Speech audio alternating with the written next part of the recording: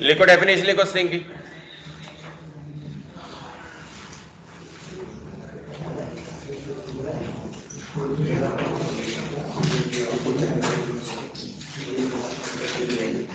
The string is an character array. It is an character array.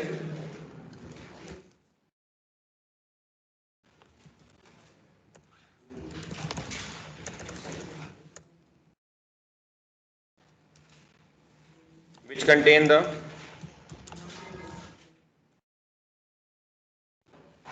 sequence of characters.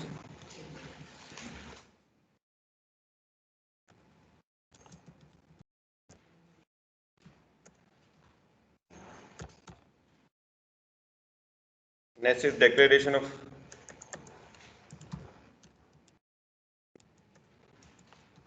string. The syntax is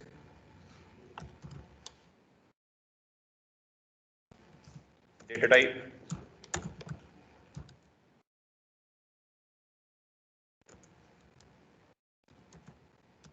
space then array name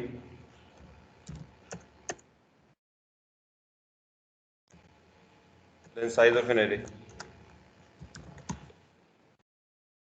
and end with a semicolon. Initialization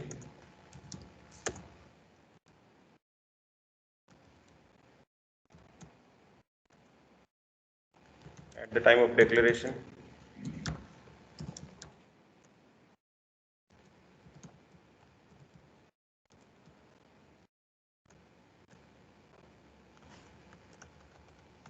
syntax के साथ example लिख लेना।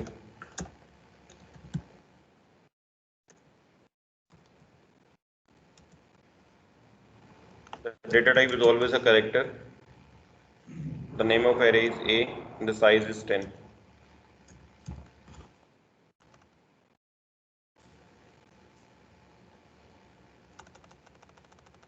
How to declare an array?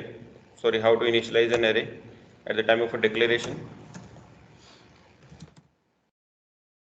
Character A of 10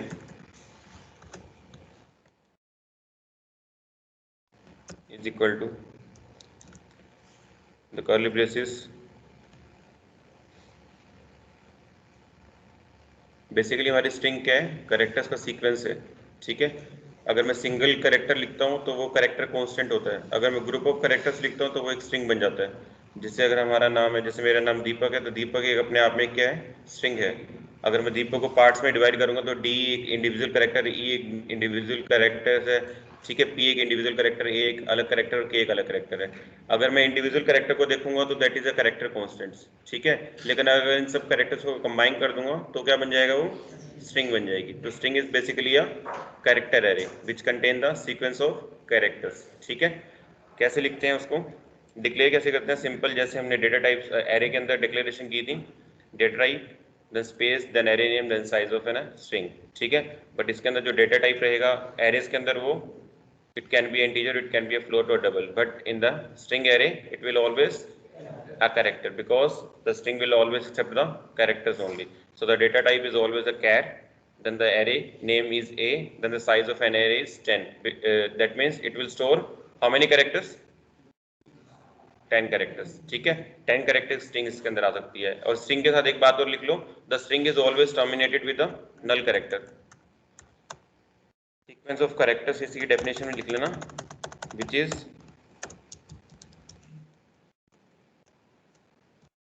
always terminated with null character.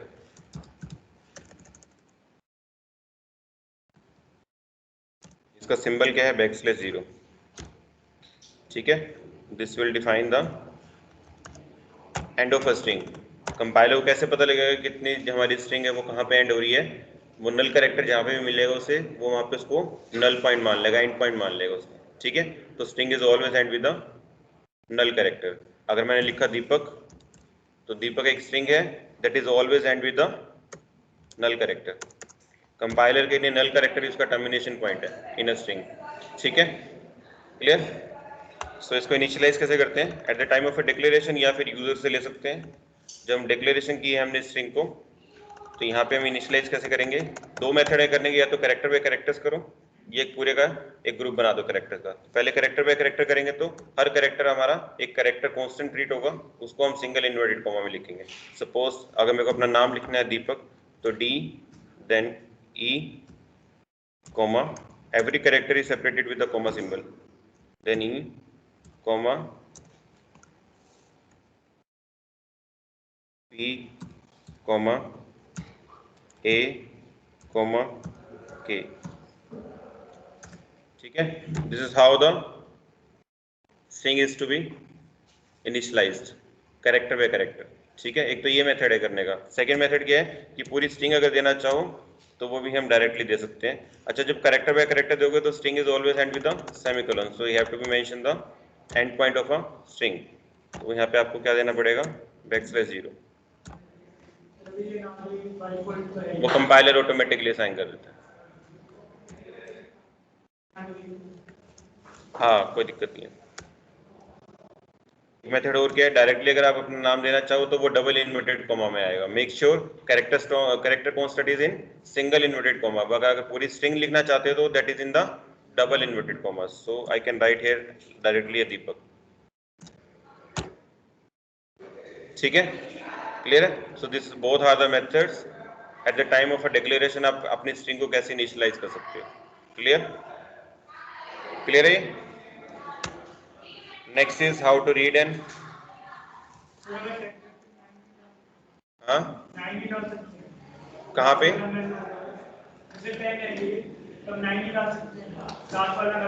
Size यहाँ पे, यहाँ कह रहे हो? हाँ, कैरेक्टर्स कह रहे हो? मैक्सिमम, हाँ 9 कैरेक्टर्स।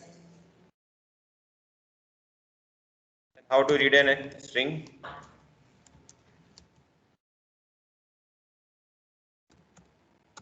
इसके दो मेथड है। एक तो हम जैसे हम स्कैनफ से करते आए हैं अब तक, स्कैनफ। अच्छा, स्ट्रिंग के लिए हम क्या यूज करेंगे? %s यूज करेंगे। Access specify for string reading is %s। %s basically क्या करता है? पूरी स्ट्रिंग को एक साथ रीड करता है। अगर मैं यहाँ पे %c लिखूंगा तो वो कैरेक्टर बाय कैरेक्टर रीड करता है। ठीक है, एडवांटेज क्या % की? इसके लिए आपको फॉर लूप लगाने की जरूरत नहीं है। अगर आपने पूरी स्ट्रिंग रीड करनी है तो सिंपली आप यहाँ पे %s लिख के स्ट्रिंग को रीड कर सकते हो। यहाँ पे फॉर लूप लगाने की जरूरत नहीं है। जैसे हम एरे के एलिमेंट को रीड करते थे, एरे के एलिमेंट को रीड करने के लिए हमें फॉर i इक्वल टू जितना साइज है एरे का उतना वहां तक चलाना पड़ता था, उसके बाद scanf and a of i लिखना पड़ता था। ये करते थे ना उसके अंदर हम। ठीक है, ये अगर ये भी कर सकते हैं अगर %c यूज करोगे, लेकिन वो %c में क्या करेगा? वो कैरेक्टर बाय कैरेक्टर प्रिंट करेगा, और कैरेक्टर बाय कैरेक्टर के लिए उसके लिए आपको आप उसकी लोकेशन बतानी पड़ेगी। Then you have to be use a for loop for i is equal to 0, i is less than 10, i plus plus. अगर आप इसको एज अ %c यूज कर रहे हो, this is your a of i। ठीक है, लेकिन अगर %s से इसको स्ट्रिंग को रीड करते हो तो वहां पे फॉर लूप लगाने की जरूरत नहीं, because %s is always containing the base address of all string. जितनी भी स्ट्रिंग हमने पास की है उसके बेस एड्रेस से वो पूरी स्ट्रिंग को फेच कर लेगा। ठीक है, क्लियर है? तो अगर दो मेथड है यहाँ पे, या तो इसको ऐसे यूज करना चाहो या फिर डायरेक्टली nf %s कॉमा आपका एरे का नेम दैट इज a। ठीक है, क्लियर है? तो दोनों मेथड से आप यूज कर सकते हो। %s इज बेनिफिशियल कि पूरी स्ट्रिंग को रीड कर लेता है। स्ट्रिंग वो रीड कब तक करेगा? जब तक उसको नल कैरेक्टर नहीं मिल जाता। ठीक है, तो यानी कि अगर मेरे को दीपक रीड कराना है तो DEEPAK रीड करने के बाद जब तक उसका नल कैरेक्टर नहीं मिल जाता जब तक वो उस पूरी स्ट्रिंग को रीड करेगा। ठीक है, so this is one method to read a string. Scanf की डिसएडवांटेज क्या है? डिसएडवांटेज,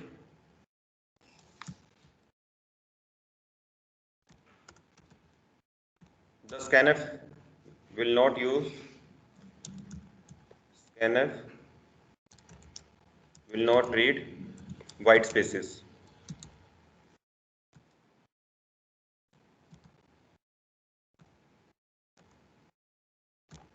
इसका क्या मतलब है कि अगर मैंने स्ट्रिंग लिखी दीपक फिर तो वो रीड कर लेगा, लेकिन दीपक लिख के मैंने स्पेस देके दीपक सिंगुलर लिखा तो वो रीड नहीं करेगा स्कैनफ, बिकॉज स्कैनफ क्या करता है, व्हाइट स्पेस को रीड नहीं करता। व्हाइट स्पेस का मतलब है जैसे मैंने दीपक के बाद स्पेस दिया तो वो यहाँ पे क्या समझेगा कि आपकी नेक्स्ट लाइन स्टार्ट हो चुकी है। जब भी हम किसी कैरेक्टर किसी इंटीजर को रीड करते हैं स्कैनफ स्टेटमेंट से, कंसोल स्क्रीन पे आने के बाद जब हम कहते हैं कि number enter the number of an array, तो 1 प्रेस करने के बाद हम एंटर प्रेस करते हैं सेकंड नंबर के लिए, तो वो एंटर का क्या मतलब है, स्कैनफ उसको नेक्स्ट लाइन की तरह ट्रीट करता है। ठीक है, तो स्ट्रिंग जब भी हम एंटर करेंगे स्कैनफ से तो वो जो व्हाइट स्पेस होगा उसको एज एंटर ट्रीट करेगा, इसका मतलब कि वो नेक्स्ट लाइन में चला जाएगा और सिंगला वहां से रीड नहीं कर पाएगा। क्लियर है? तो this is a disadvantage of using the scanf while reading the string. अगर आपको एक ही सिंगल स्ट्रिंग रीड करानी है तब तो स्कैनफ चल जाएगा अगर ओनली दीपक कराना है, लेकिन अगर आपको दीपक सिंगला कराना है तो बीच में जो स्पेस होगा वो एज अ उसको व्हाइट स्पेस को इग्नोर करे, क्या नाम उसको एज अ एंटर ट्रीट करेगा। ठीक है, क्लियर? इसका मतलब वो सेकंड वर्ड रीड नहीं कर पाएगा। तो इसी के ऊपर डिसएडवांटेज जब हम फंक्शन यूज करते हैं, that is a gets. Gets is a function which is used to read the string, ठीक है, with white spaces. It is a function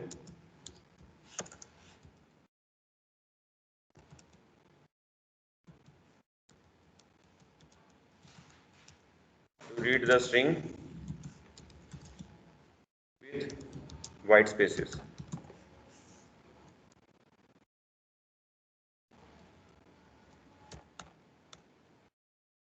अगर मैंने लिखा गेट्स, मेक श्योर यहाँ पे गेट्स या गेट नहीं है ओनली, तो सिंटेक्स में इसको गलती ना करना।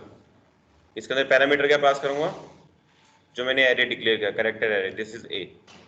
इसका मतलब है कैरेक्टर एरे ए के अंदर आप कोई भी स्ट्रिंग पास कर सकते हो with using the white spaces. अगर मैंने अब यहाँ पे लिखा दीपक सिंगला तो अब ये चल जाएगा, this will take a string. ठीक है, क्लियर? सिमिलरली जब हम प्रिंट कराएंगे स्ट्रिंग को, get is used to take the input from the user. Print कराने के लिए या तो हम printf फंक्शन लिखेंगे, printf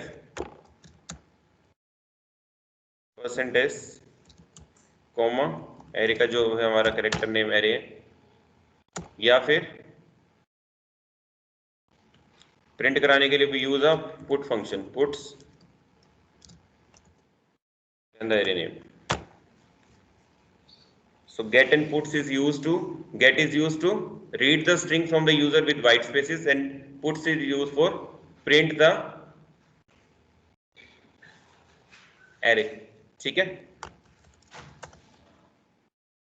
तो अगर मैंने यहाँ से गेट से दीपक सिंगला रीड किया तो आउटपुट में आपका प्रिंट भी क्या करेगा, वो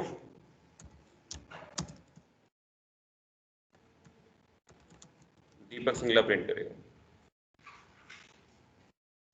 ठीक है, क्लियर है? तो ये दोनों फंक्शन इंपॉर्टेंट है, गेट्स एंड पुट्स। स्कैनफ हम यूज कर सकते हैं, लेकिन अगर हमने जब एक ही वर्ड को रीड कराना है, अगर more than one word read करानी है तो you have to be use gets. ठीक है, और प्रिंट कराने के लिए हमें printf या फिर पुट्स का यूज कर सकते हैं। नहीं, printf से कर सकते हैं। ठीक है, क्लियर है? ये क्लियर है function gets and puts? Gets is for the reading the string from the user and put is use for printing the string on to the console screen. हाँ, क्लियर है? The next is inbuilt function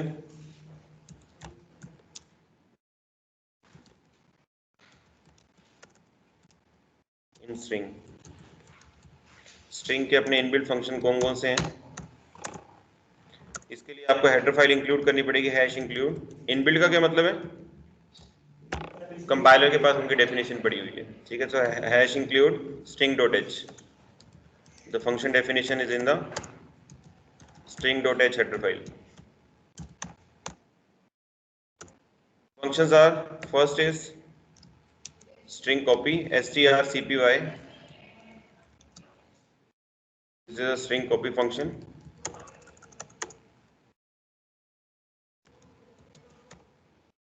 it will take a 2 arguments, syntax लिख लो इसका,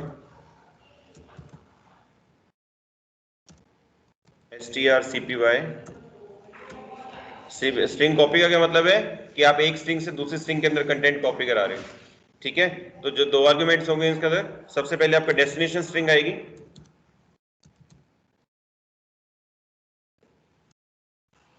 then आपकी source string आएगी।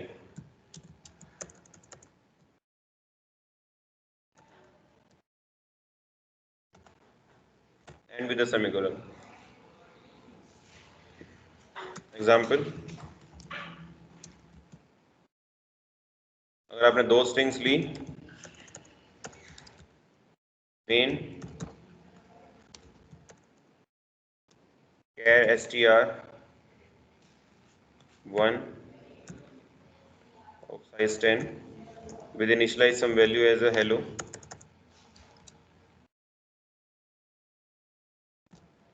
ठीक है। एक string और ले रहा हूं मैं which is also same type character str2 of same size 10। अब क्या करना है मेरे को, जो पहले स्ट्रिंग का कंटेंट है हेलो, वो सेकंड स्ट्रिंग के अंदर क्या कराना है, कॉपी कराना है। तो उसके लिए हम सिंपली फंक्शन यूज करेंगे, इनबिल्ट फंक्शन strcpy। इसके अंदर दो पैरामीटर्स देंगे। पहली क्या होगी, मेरी डेस्टिनेशन स्ट्रिंग कौन सी है, वो str2 है, कोमा सोर्स स्ट्रिंग कौन सी है जहां से कंटेंट कॉपी होना है, str1। पहले जिसके अंदर कॉपी करना है destination string, then the source string. Clear. उसके बाद हम प्रिंट करा लेंगे। प्रिंट कराने के लिए आई यूज अ पुट्स। पुट्स में क्या प्रिंट कराऊंगा, जिसके अंदर हमारा कंटेंट कॉपी हुआ है str2। फाइन, क्लियर है पहला function. The second one is strlen। This is a string length function.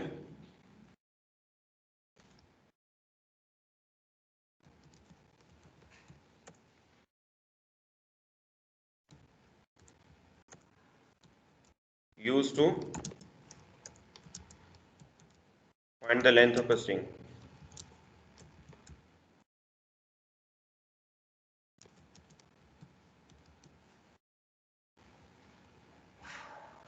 length of a string, it will always return in integer value।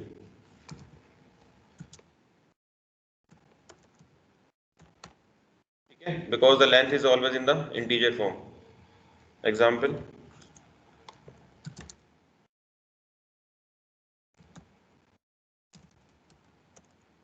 main, एक मैंने स्ट्रिंग डिक्लेयर करी a of 10 size with some initialized value as a hello। ठीक है, now I have to find out the length of a string. Hello जो है मेरे को कितने कैरेक्टर्स लेगा, कितने कैरेक्टर लॉन्ग है ये, तो this is find by the strlen function. Pass क्या करूंगा इसमें, जिस स्ट्रिंग की लेंथ निकालनी है मुझे। ठीक है, और ये क्या रिटर्न करेगा, लेंथ, यानी कि इंटीजर में होगा। हेलो कितने कैरेक्टर्स है, 5 कैरेक्टर्स, तो it will return a 5 and 5 is always a integer number. तो इसको स्टोर कराने के लिए मैं एक वेरिएबल ले लेता हूँ यहाँ पे। हाँ, नल भी ले लेता है वो, कुछ कंपाइलर डिपेंडेंट होता है वो। To store the variable I will take a variable as a t। ठीक है, जो भी इसका आंसर आएगा I store into the,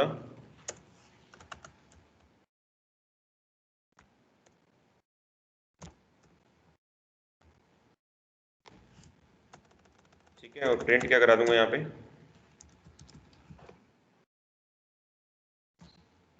printf। Make sure कि जो आपका गेट्स और पुट्स है वो ओनली स्ट्रिंग के ऊपर एप्लीकेबल है, नॉट फॉर द इंटीजर्स। ठीक है, तो आपको इंटीजर प्रिंट कराने के लिए have to use the printf।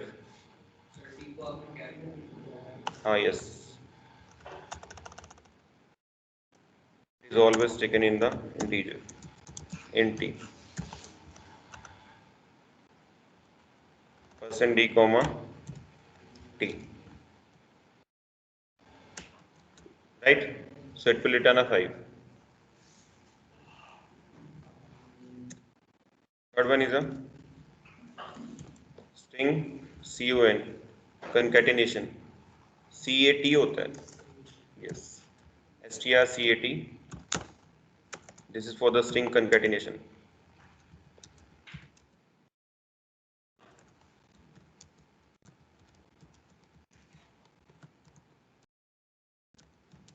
string concatenation function is used to combine two strings.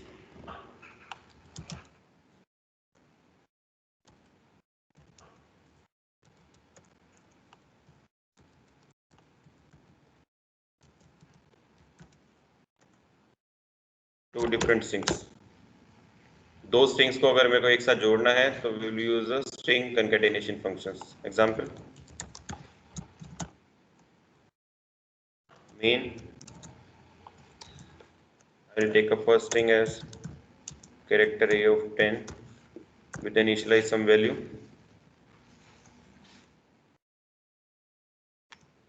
Hello,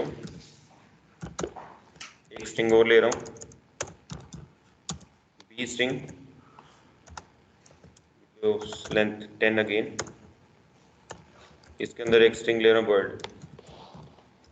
so combinedly मेरे को क्या प्रिंट कराना है, हेलो वर्ल्ड प्रिंट कराना है एक सिंगल स्ट्रिंग के अंदर. ठीक है, तो उसके लिए मैं क्या यूज करूंगा, strcat. This for the string concatenation. दो स्ट्रिंग को कंबाइन करना है. वो दोनों स्ट्रिंग कौन कौन सी होंगी, string a comma string b. ठीक है, तो ये फंक्शन क्या करेगा, दोनों स्ट्रिंग को कंबाइन कर देगा, यानी कि क्या प्रिंट करेगा इकट्ठा, हेलो वर्ल्ड प्रिंट करेगा. ठीक है, so this will print a hello world. Output क्या आएगी इसकी,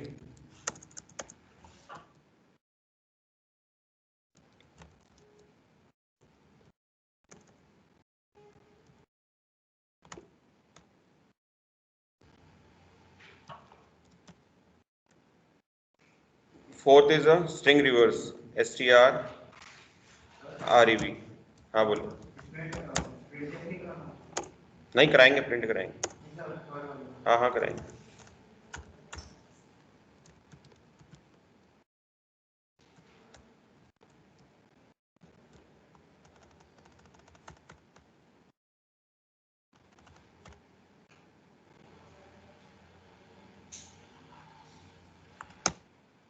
String reverse function is used to reverse the string.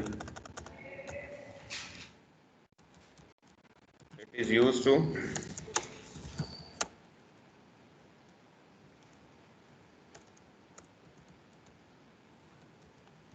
reverse the input string. Reverse का मतलब अगर हेलो लिखोगे तो आंसर उसका ऑपोजिट आएगा ओनली. ठीक है, like example,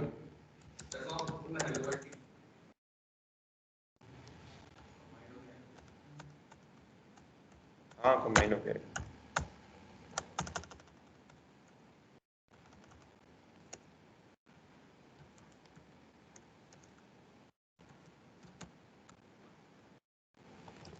main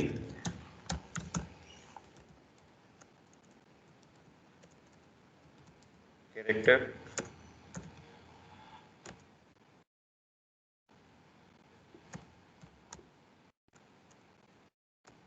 initialize some value as a hello.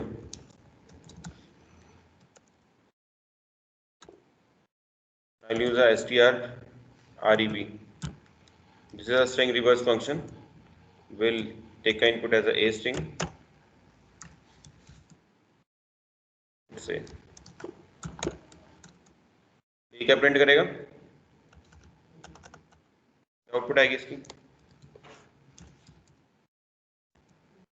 OLLEH.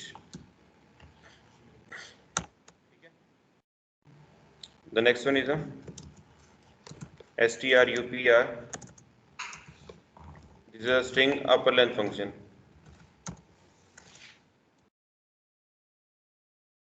String uppercase letter. जो भी हम लोअर केस में स्ट्रिंग देंगे उसको वो कन्वर्ट कर देगा ऑटोमेटिकली अपर केस के अंदर. ठीक है, एग्जांपल,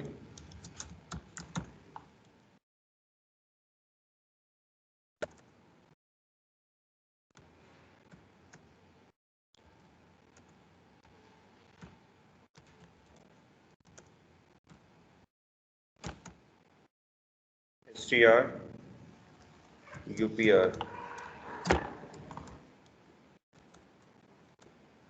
आउटपुट आएगी इसकी,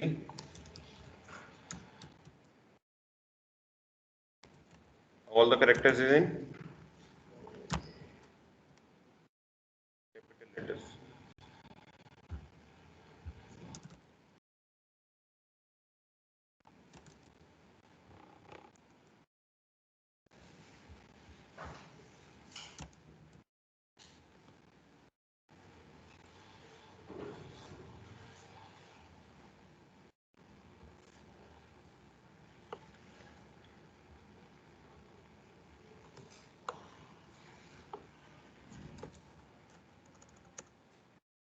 The next one is the sixth is last is str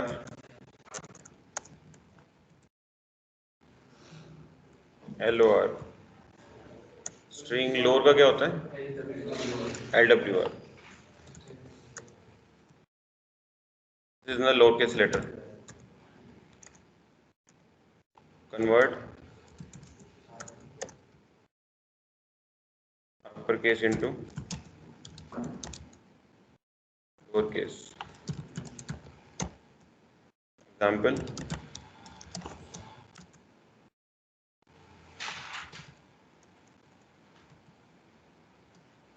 Char a of 10 is equal to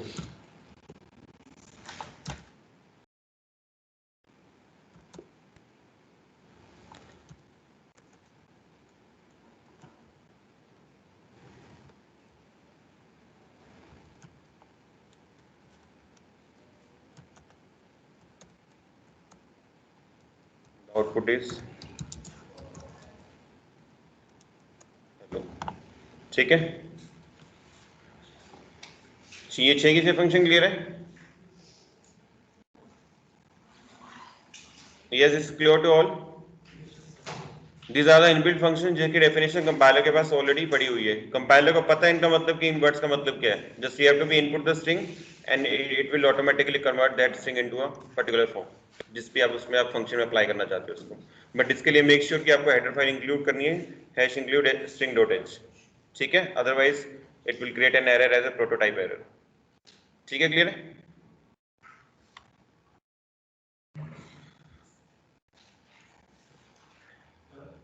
हाँ बोलो. SC हाँ, स्ट्रिंग कंपेयर ऐसे को लिख लो.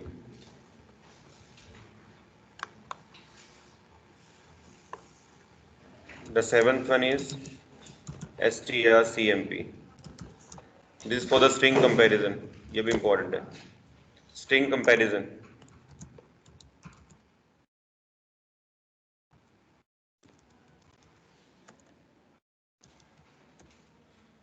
स्ट्रिंग कंपैरिजन कैसे होती है? इसमें कैरेक्टर बाय कैरेक्टर होती है and the comparison is always in the form of a sky difference.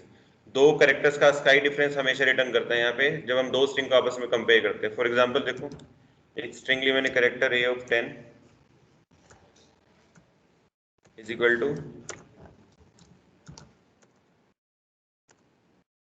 Hello. एक स्ट्रिंग और ली, कैरेक्टर b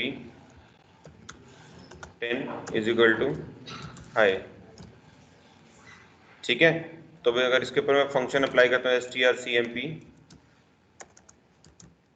तो दो स्ट्रिंग को कंपेयर करूँ, वो दो स्ट्रिंग कौन कौन सी है वो इनपुट करानी पड़ेंगे a, b. अब a, b अपनी स्ट्रिंग कंपेयर कैसे होंगी? दोनों स्ट्रिंग के जो हमारे इनपुट कैरेक्टर्स है वो कैरेक्टर बाय कैरेक्टर दोनों के स्काई वैल्यू को कंपेयर करेगा. The first is h, hello का h, और सेकंड स्ट्रिंग का हाई का h, दोनों आपस में कंपेयर होंगे. दोनों का स्काई डिफरेंस कितना आएगा? 0 ही आएगा ऑटोमेटिकली, क्योंकि दोनों का स्काई जो कोड है वो सेम है. उसके बाद वो नेक्स्ट कैरेक्टर करेगा e का स्काई वैल्यू कितनी होती है? 105 होती है आई थिंक, चेक करनी पड़ेगी. और i की 101 शायद से. ठीक है, तो इन दोनों का जो डिफरेंस होगा e माइनस i, यानी कि 105 माइनस 101 4, तो इट विल रिटर्न अ 4. ठीक है, तो the string comparison is always return the integer value in the form of अस्काइज वैल्यूज ऑफ अ कैरेक्टर. ठीक है, तो उनका जो अस्काई डिफरेंस होगा वो आपको यहाँ पे शो होगा. Clear? So this is also important function, string comparison. ठीक है, तो टोटल 7 फंक्शंस हो गए आपके. These are the inbuilt function. इसके ऊपर क्वेश्चन आ जाता है एग्जाम के अंदर, but are the inbuilt functions of string. Exam में आया भी था सेशन के अंदर. हाँ हाँ, वेरिएबल में स्टोर. ठीक है, cm ऐसे बहुत सारे फंक्शन है, वो तो और स्क्रॉल करने पड़ेंगे कितने हैं. ठीक है, ऐसे इनके आगे आप n लगाओगे तो सब फंक्शन का नाम चेंज हो जाएगा. जितने भी सात है ना, इनके लास्ट में n लगा दोगे तो उसका सातों का फंक्शन अलग है. बट जो बेसिक फंक्शन है यही है आपके जो अपने सी के अंदर यूज होने वाले हैं. ठीक है, ऐसे तो n नंबर्स ऑफ फंक्शंस है स्ट्रिंग के अंदर जो इसकी लाइब्रेरी के अंदर इंक्लूड है, वो आप गूगल से स्क्रॉल कर सकते हो. ठीक है, तो these are some of the major functions. Clear?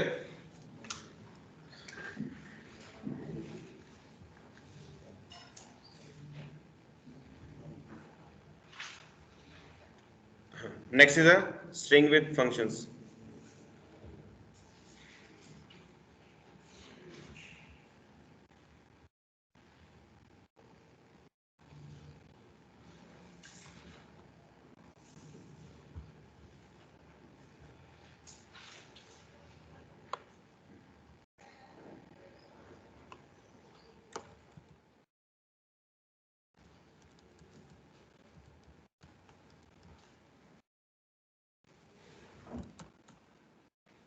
String को हम फंक्शंस में कैसे यूज करेंगे?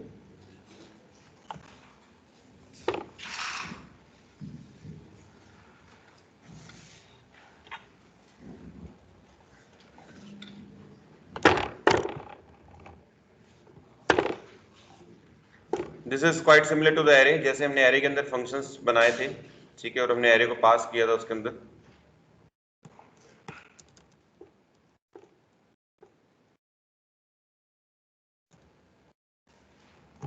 मेन एक कैरेक्टर एरे बना रहा हूं,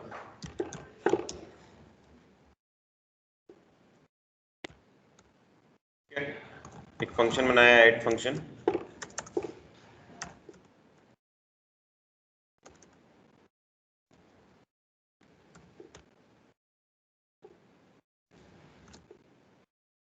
ठीक है। इस फंक्शन के अंदर हम कैसे पास करते हैं स्ट्रिंग को, एरे को कैसे पास करते हैं? Just with their name.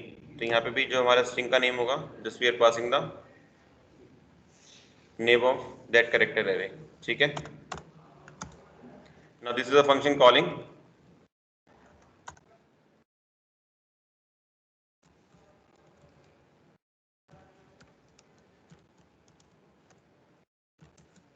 किस नेचर का फंक्शन है ये? टेक समथिंग एंड, अभी हम रिटर्न कुछ नहीं करा रहे तो रिटर्न नथिंग, ठीक है। तो this is a function definition. एक स्ट्रिंग इनिशियलाइज करा देता हूं मैं ये, सो दैट कि हम फंक्शंस के थ्रू ये इसको प्रिंट करा लें।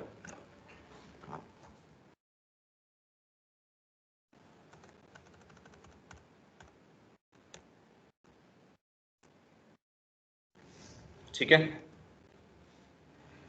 नाउ इसके अंदर अगर हमें सिंपल स्ट्रिंग्स प्रिंट करानी है तो we use a function as a put functions. Pass क्या करेंगे इसमें? स्ट्रिंग जो हमारा कैरेक्टर एरे नेम है, and this is the end of a function, ठीक है। This is the most simplest example. इसके साथ और भी आप कर सकते हो मैनिपुलेशंस, बट ये एक मेथड है कि आप कैसे स्ट्रिंग को पास करते हो फंक्शंस के अंदर। You have to mention the parameters in that। हम वहाँ पे एड्रेस पास कर रहे हैं तो यहाँ पे भी क्या होगा? रिसीव होगा pointer address. The pointer is of type character, ठीक है। या तो आप इसको यहाँ पे एरे का नेम ले सकते हो, तो यहाँ पे प्रिंट भी क्या होगा? बी, ठीक है। या फिर यहाँ पे अगर लेना चाहो तो एक पॉइंटर वेरिएबल ले सकते हो, जो स्टार्ट भी, ठीक है।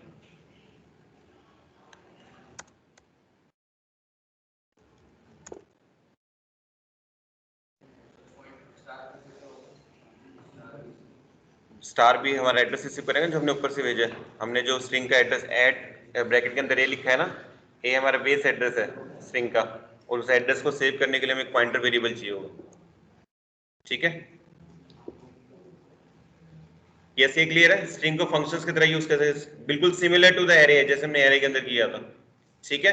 बट वहां पे हमारा जो हमने यहाँ पे लिया पैरामीटर लिया है, that is only a character type, because the string is of character type only. और पॉइंटर हमेशा उसी को पॉइंट करते हैं जिस तरह की वैल्यू वो कंटेन करता है, ठीक है।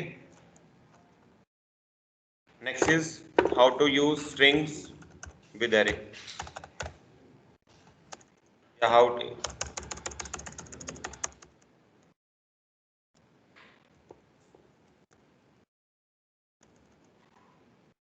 how to return from array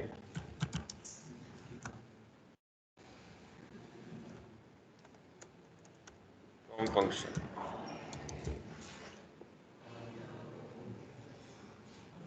कैसे रिटर्न कराएंगे इसको?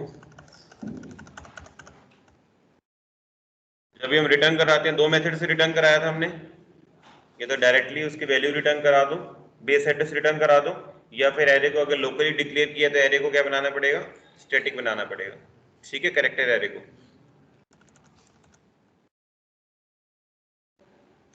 पहले वाले मेथड से देख लेते हैं कि डायरेक्टली अगर हम बेस एड्रेस रिटर्न कर रहे हैं, यहां से पास किया एक एरे, रिटर्न कराने के लिए उसका रिटर्न टाइप क्या होगा, but we are returning, actually we are returning the base address, और एड्रेस रिटर्न कराने के लिए उसका रिटर्न टाइप पॉइंटर टाइप का होना चाहिए। So we are returning the char star. ठीक है, और रिटर्न यहां से हम क्या कराएंगे देखते हैं। अब मैं क्या करूंगा, बेसिकली जो मैंने कैरेक्टर एरे बनाया है ऊपर हेलो, इसके फर्स्ट अल्फाबेट को चेंज कर रहा हूं और उसका जो मॉडिफाइड एरे है वो रिटर्न कराऊंगा। ठीक है, clear. So we are changing the location of an B of 0, ठीक है। आ जाए एक नया कैरेक्टर कांस्टेंट में h की जगह k इंट्रोड्यूस कर रहा हूं। ठीक है, so the character constant is always in the single inverted.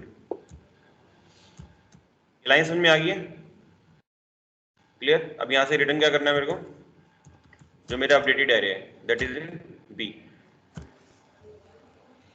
Code समझ में आ रहा है।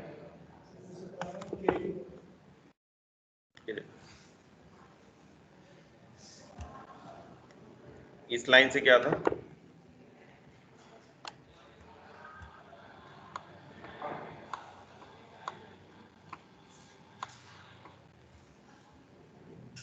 यहाँ पे आपने हेलो रखा था, HELLO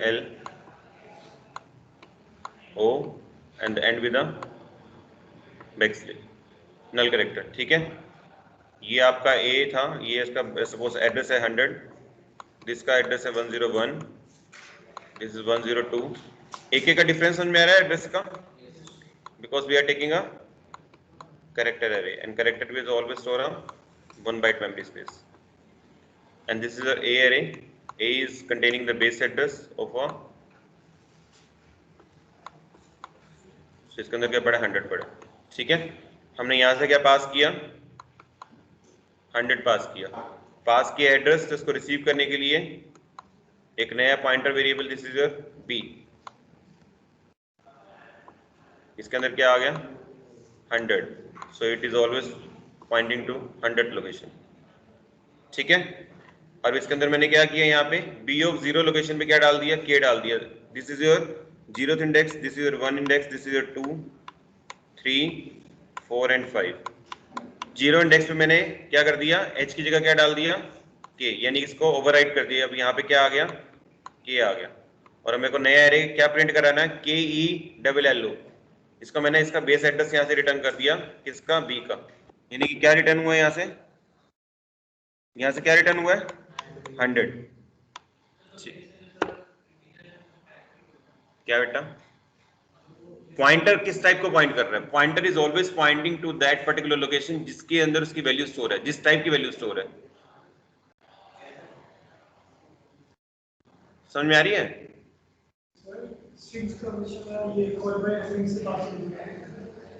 तो हमेशा जब भी चेंज करेंगे तो वैसे चेंज करेगा। हाँ, वैसे भी हो जाएगा, लेकिन अगर कराना चाहो तो उसका मेथड है। ठीक है, तो यहां से ऊपर क्या रिटर्न होगा, यहां से एड्रेस रिटर्न होगा। इसका एड्रेस को रिसीव करने के लिए एक पॉइंटर वेरिएबल चाहिए होगा, क्योंकि एड्रेस कहां रिटर्न हो रहा है, जहां से फंक्शन कॉल हुआ था। यहां से फंक्शन कॉल हुआ था, अब इस एड्रेस को रिसीव करने के लिए क्या होना चाहिए, पॉइंटर वेरिएबल होना चाहिए। तो यहाँ पे मैं क्या ले रहा हूँ, यहाँ पे एक पॉइंटर वेरिएबल ले रहा हूँ, कैरेक्टर स्टार पी। ठीक है, स्टार पी का मतलब है यहाँ पे मैं इसको जो भी एड्रेस है उसको मैं पॉइंटर वेरिएबल पी के अंदर स्टोर करा लूंगा। यानी कि पॉइंटर है हमारा पी, जो भी अब कहां पॉइंट कर रहा है वो भी इसी लोकेशन को पॉइंट कर रहा है। ठीक है, इसका मतलब है कि यहाँ पे जो मैं प्रिंटफ स्टेटमेंट लिखूंगा तो क्या लिखूंगा, यहाँ पे प्रिंटफ %s कॉमा पी।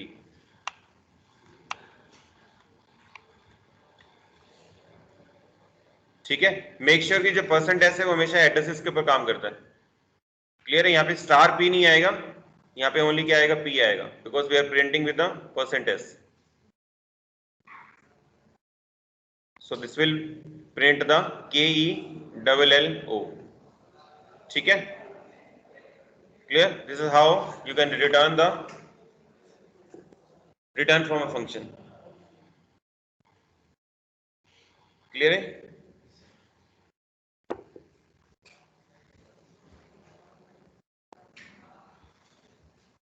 चलो टाइम हो गया है, बाकी जो रह गया स्ट्रिंग वाला कल करेंगे.